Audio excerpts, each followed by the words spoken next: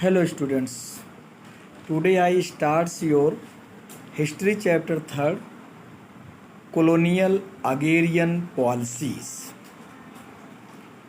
I hope that you will study and you watch video chapter 1st and chapter 2nd and understand well.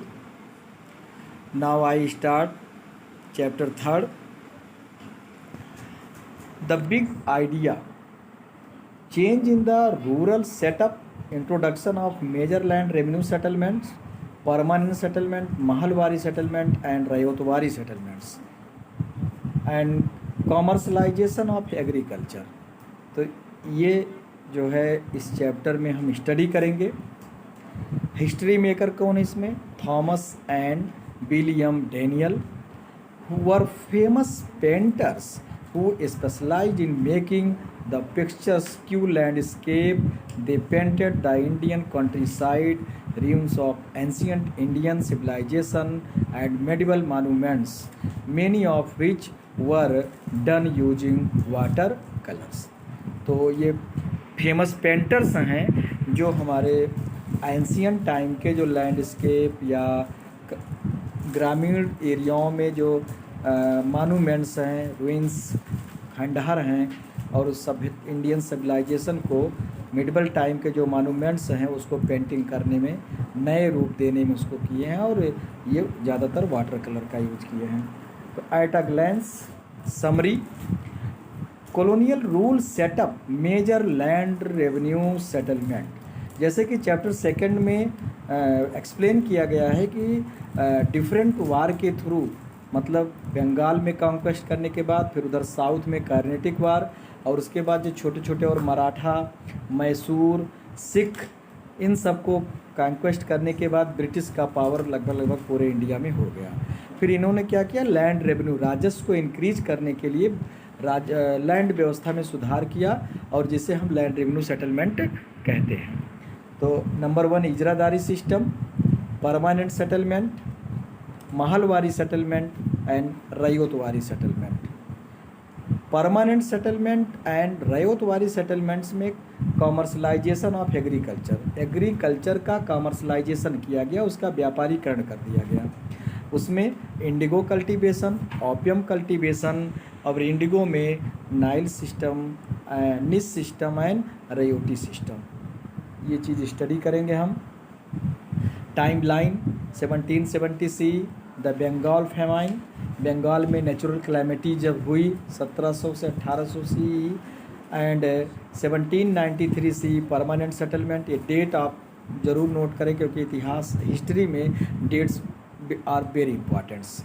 Dates and events, 1822 Mahalwari settlements and 1820 Ryotwari settlements. ये era जो है 1801 to 1900 CE, 1859 to 1860 indigo revolt and 1867 to 1868 Champaran revolt. Let us start the chapter. You have read in the previous chapter that land revenue was the most important source of income. आज भी land revenue important source है और उस समय भी ancient time में तो land revenue important source रहा ही है. कॉलोनियल गवर्नमेंट, किसके लिए? कॉलोनियल गवर्नमेंट के लिए. It was necessary to establish a system of estimating and collecting land revenue from the peasant. तो ये ज़रूरी हो गया था उनके लिए कि इसको इस्टेब्लिश करें और एक सिस्टमेटिक ढंग से करें जिससे कि पीजेंट से, किसानों से आसानी से लैंड रेवेन्यू को वसूला जा सके. Various land revenue system came to be establish in different parts of Indian subcontinent. We will discuss these in their impact in this chapter. और इस चैप्टर में हम इसके बारे में डिस्कस करेंगे और उसका क्या इफेक्ट पड़ा कॉलोनियल गवर्नमेंट को और क्या इफेक्ट पड़ा उसका इंडियन पीजेंट पर.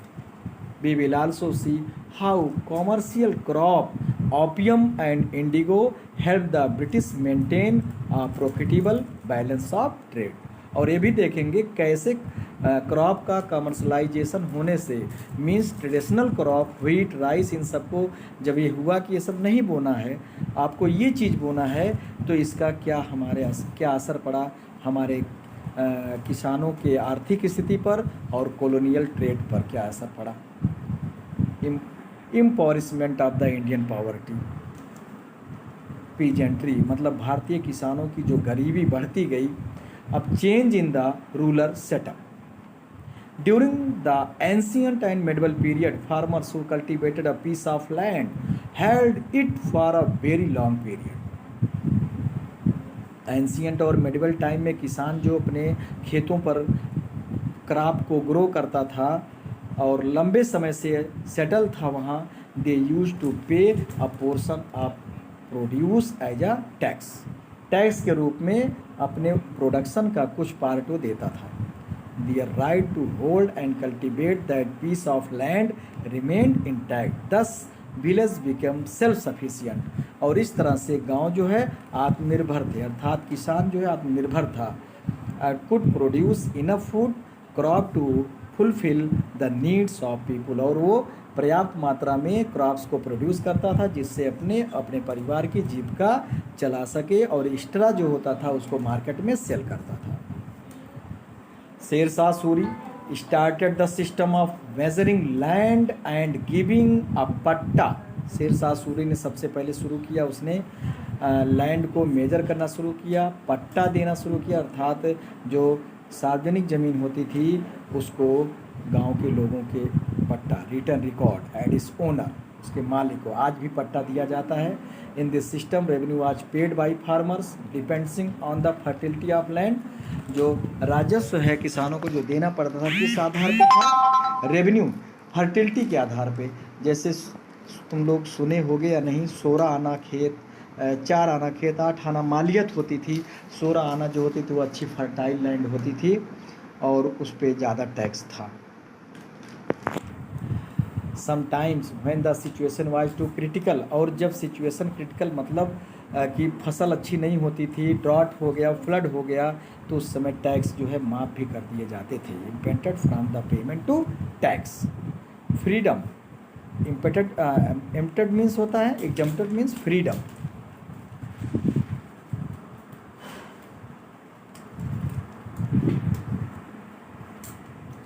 When the EEIC got the Diwani right of Bengal, जब EEIC को दीवानी राइट मिल गया बंगाल का after the battle of Plassey and Buxar, the authorizing it collect to revenue, और उसको ऑथर मतलब वो ऑथराइज हो गया रेवेन्यू कलेक्ट करने का इंचार्ज। सिविल एडमिनिस्ट्रेशन, नागरिक प्रशासनिक व्यवस्था में वो इंचार्ज उसको बन गया, मतलब कि रेवेन्यू को कलेक्ट करने का अधिकार EIC को मिल गया। It thought of maximising revenue collection of higher profit, अब वो ज़्यादा से ज़्यादा रेवेन्यू कलेक्शन करना चाहता था जिससे उसको ज़्यादा प्रॉफिट हो और वो अपना विस्तार कर सके। It introduce the agrarian policy. Agrarian policy क्या है? It impose collection of revenue in cash, किस रूप में? राजस्व को कैश के रूप में। Force thousands of village to cultivate cash crop, किसानों को फोर्स किया गया कि वो कैश क्रॉप नकदी फसल बोए। Company created 2 post of deputy diwan, one for Bengal and other Bihar, Bihar और बंगाल के लिए एक डिप्टी दीवान को नियुक्त किया गया जिससे उनकी वो देख रेख कर सके।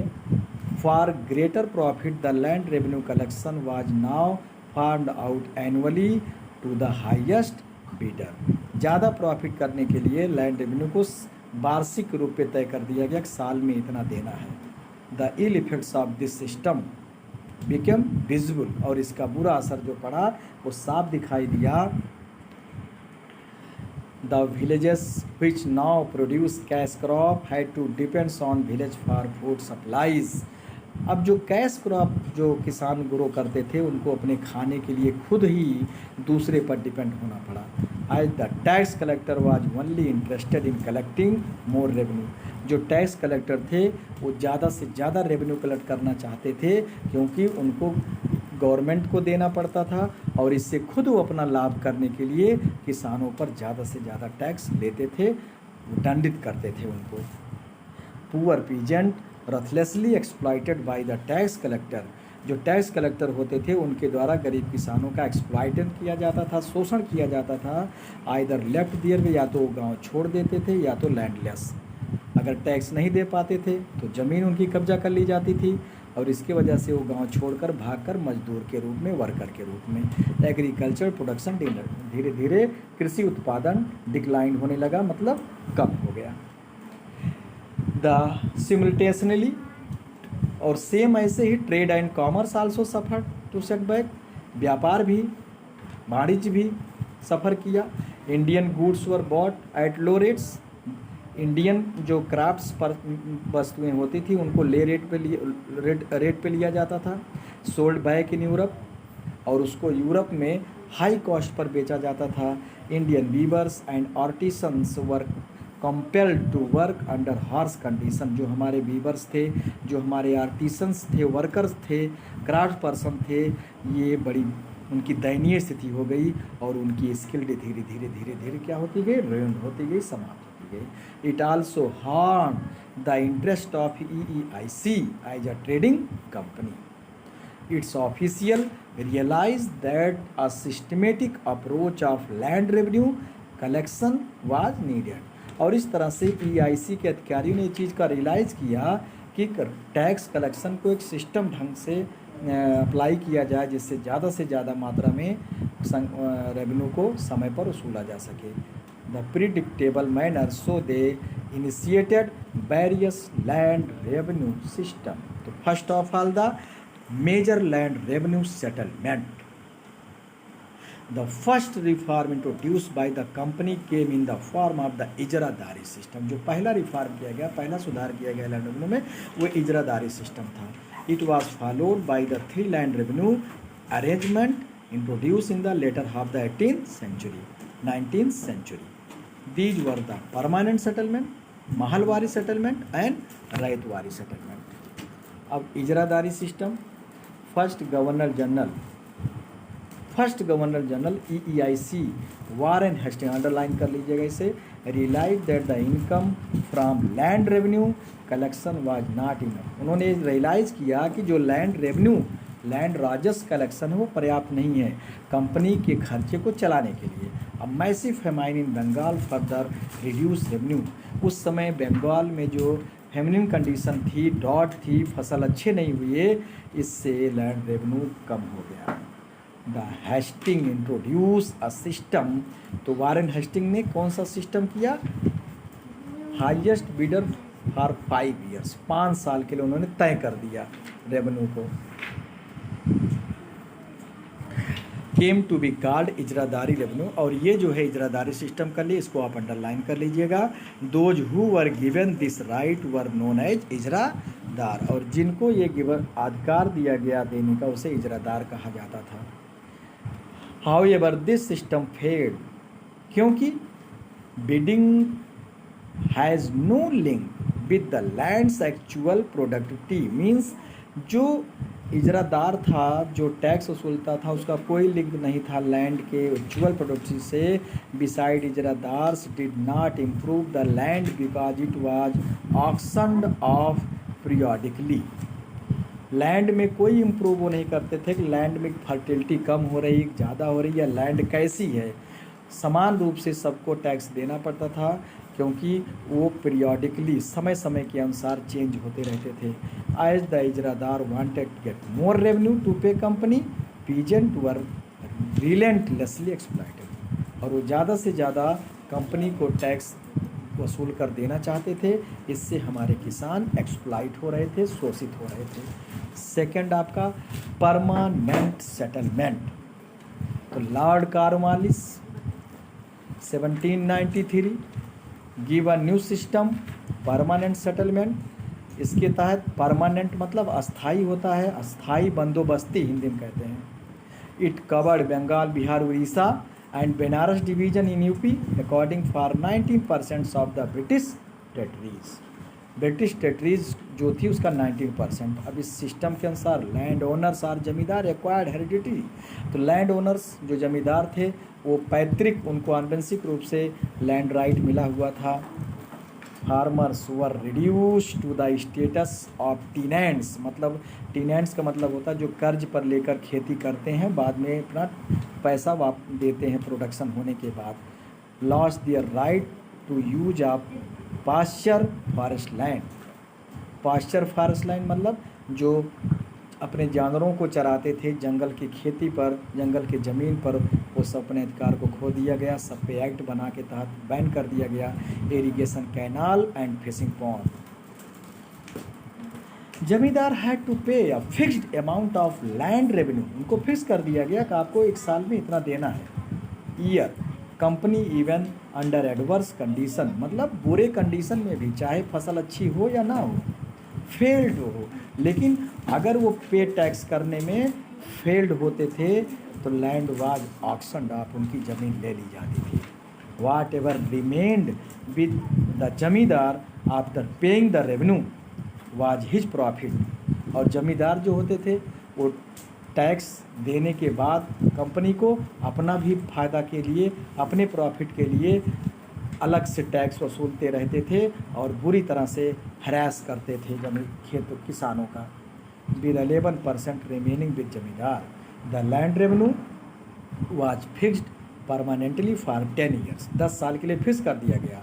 एट रफली 50% ऑफ द टोटल प्रोड्यूस। बताइए टोटल प्रोडक्शन का मतलब 100% का 50% टैक्स देना है तो किसान क्या खाएगा, क्या उसका अपने और फ्यूचर के लिए रखेगा, और उसमें जो खर्चा लगता है उसका कैसे करता।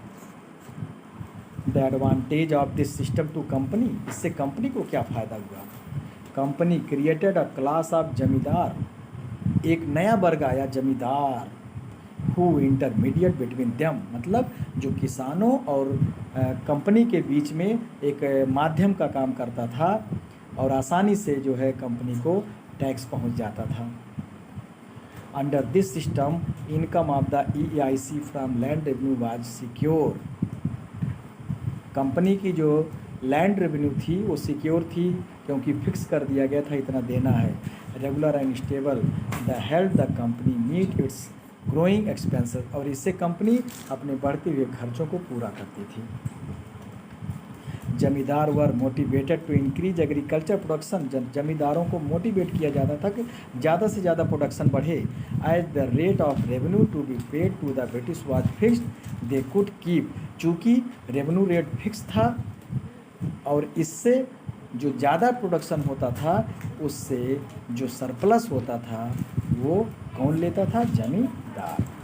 After paying their due to the company, company को पेइंग करने के बाद जो टैक्स बच जाता था उसे कंपनी जमींदार लोग ले लेते थे।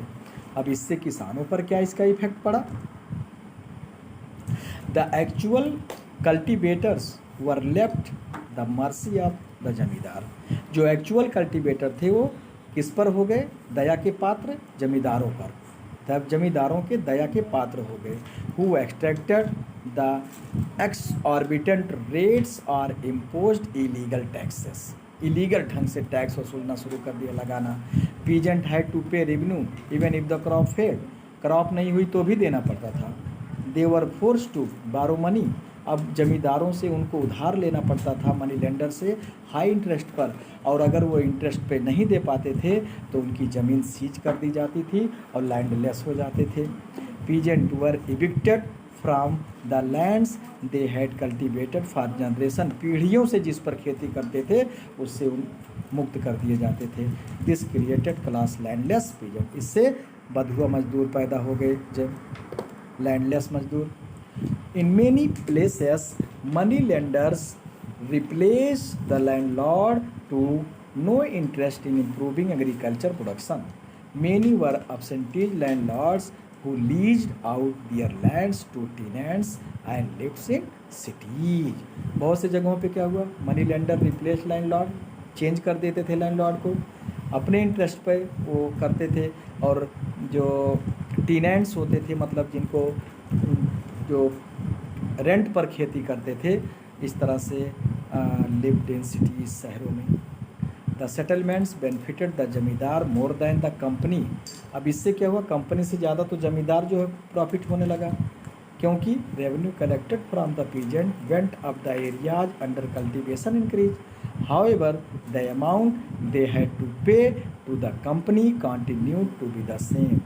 जबकि कंपनी को सेम टैक्स जाता था. By the early 19th century, many officials of company were convinced that the system of revenue had to be changed. Okay, today is enough. I hope that you will watch video and understand and write notes. और इसके साथ एक video और अब भेज रहे हैं smart class का, उसको भी आप वॉच करिएगा, पढ़िएगा. Thank you.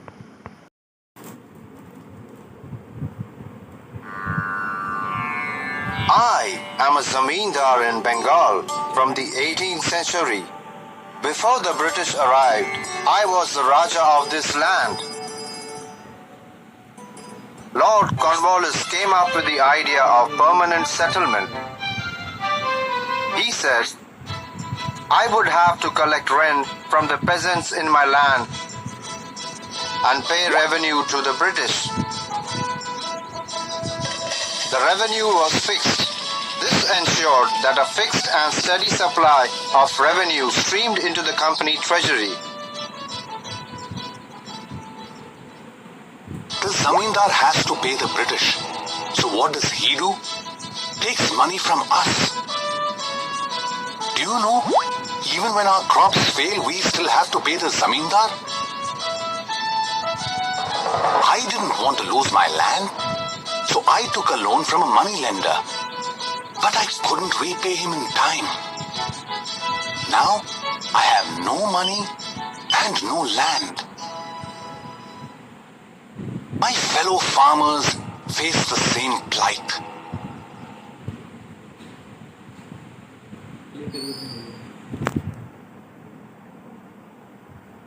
I am the headman of a village in the northwestern provinces of Bengal Presidency.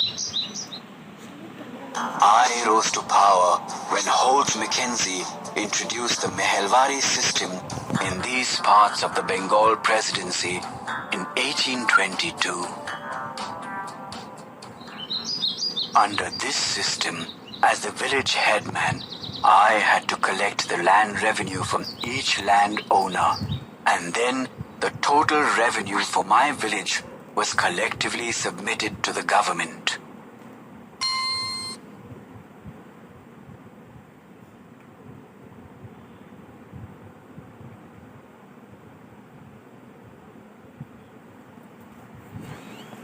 The system is called the Mahalwari system. Farmers like me continued to suffer and lose our hard-earned money. The village headman became a powerful landlord, while we peasants were reduced to abject poverty.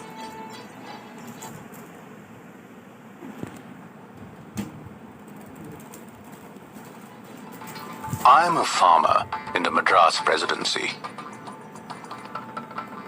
Due to Sir Thomas Munro and Captain Alexander Reed, we the farmers became the owners of our land. As individual farmers or ryots, we pay revenue directly to local government officials. Revenue officials cautiously surveyed each of our fields based on the fertility, nature of the soil, and the crops produced before fixing our revenue. Soon we realized the pitfalls of the system.